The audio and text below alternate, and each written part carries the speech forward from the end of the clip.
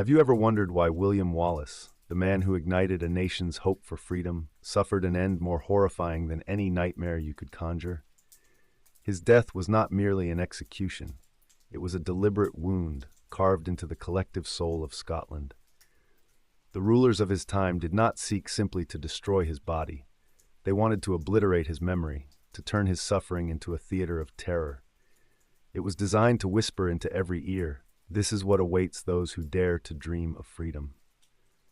Imagine standing in a crowd where thousands gather, not to honor a hero, but to watch his life torn apart piece by piece.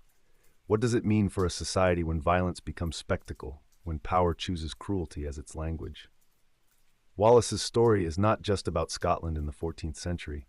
It is about how tyranny tries to silence resistance with fear. And yet, paradoxically, fear often plants the seed of defiance.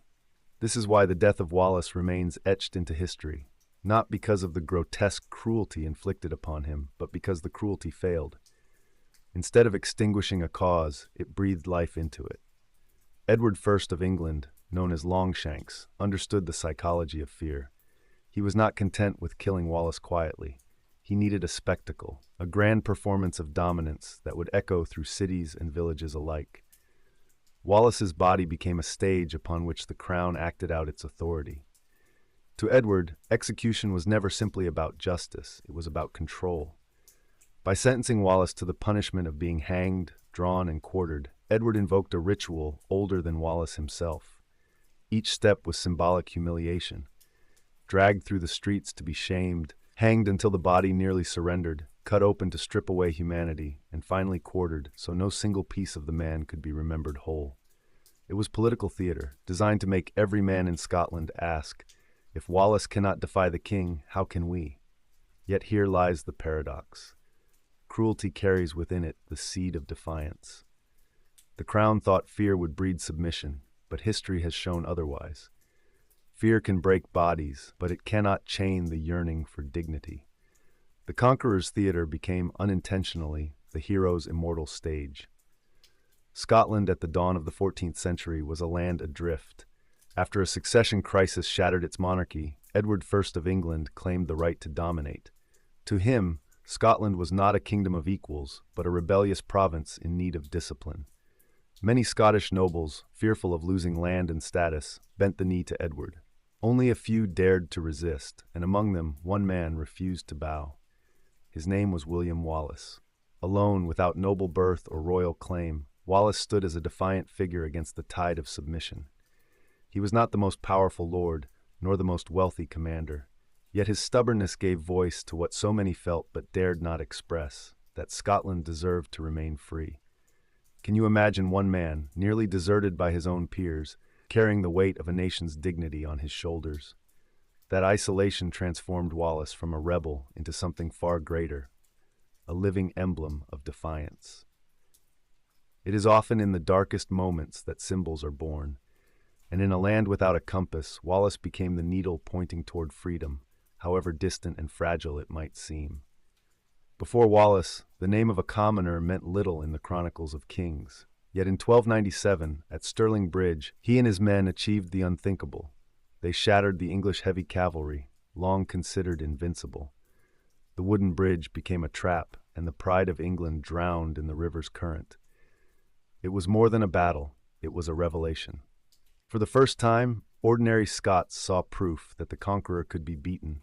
A farmer's son, a man with no crown or title, had humiliated the mightiest army in Europe. That victory spread like fire across the highlands and lowlands alike.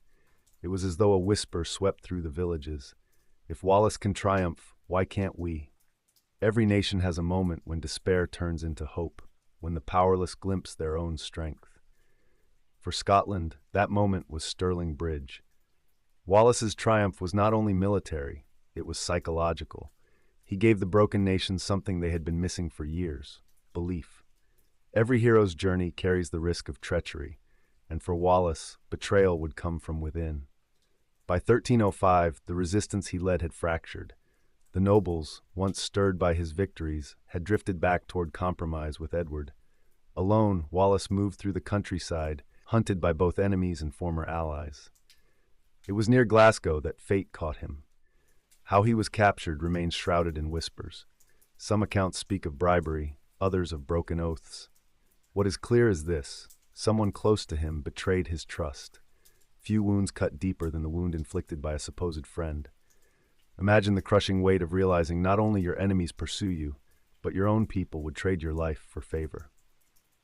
The fall of Wallace was not the triumph of English arms, but of quiet treachery, and that betrayal sealed his doom, setting him on the path to London, where no mercy awaited. His capture reminds us that the gravest threats to freedom often emerge not from outside conquerors, but from the cracks within a divided people. Dragged in chains to Westminster Hall, Wallace was paraded as though he were already dead. The hall echoed with Latin accusations: treason, murder, blasphemy, rebellion. The words were meant to crush not just him, but all who dared remember him as a leader. Yet Wallace, beaten and bound, still possessed a defiant voice. He did not argue for mercy. Instead, he declared what every Scot knew to be true: he could not betray a king to whom he had never sworn loyalty. It was a simple truth, yet one that revealed the emptiness of Edward's justice. The trial was a formality, a script written long before Wallace entered the hall. But even within that theater of power, his words rang like a hammer against stone. Have you ever faced a game where the rules were written to guarantee your loss? That was Wallace's trial, a cruel illusion of fairness. Yet sometimes, even in defeat, one can strike a blow. His refusal to acknowledge Edward as his rightful king transformed his condemnation into a statement of defiance. They sought to silence him, but in that moment, his voice carried beyond the walls of Westminster, into the hearts of his countrymen. The judgment against William Wallace was not crafted merely to kill him. It was written to annihilate his dignity. The sentence of being hanged, drawn, and quartered carried layers of symbolism, each more cruel than the last. To drag a man through the streets was to strip him of honor, turning his body into a spectacle of shame. To hang him until breath nearly left him was to show that heaven itself had abandoned him.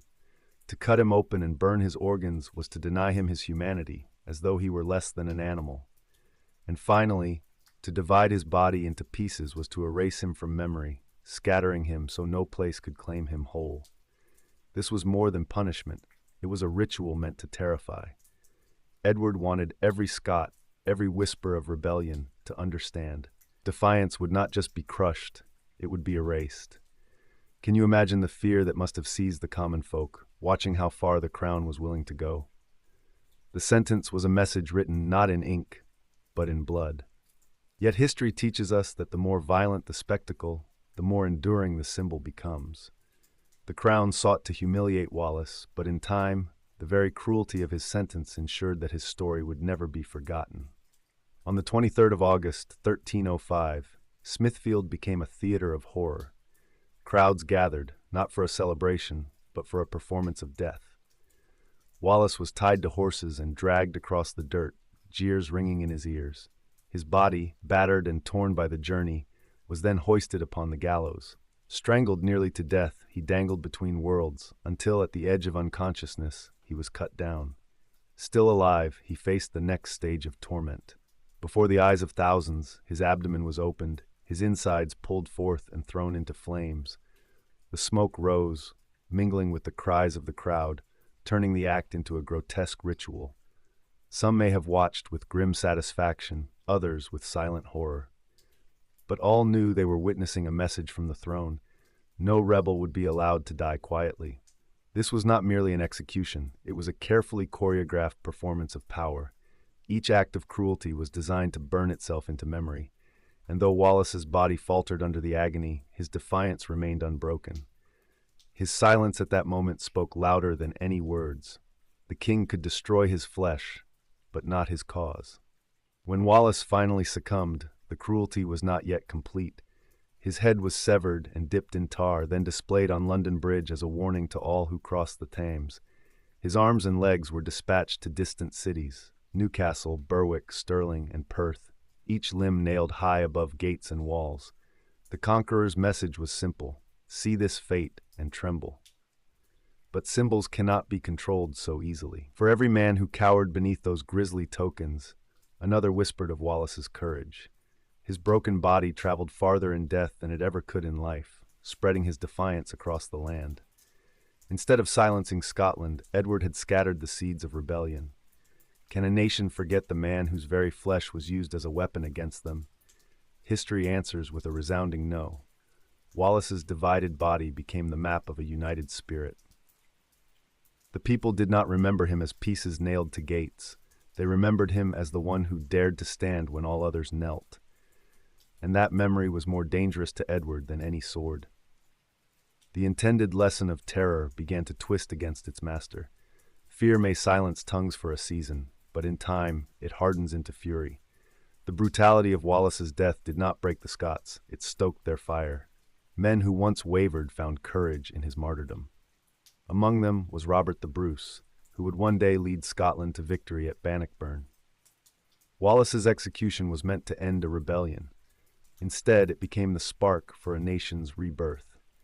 His story carried through the centuries, not as a tale of defeat, but as proof that freedom demands sacrifice.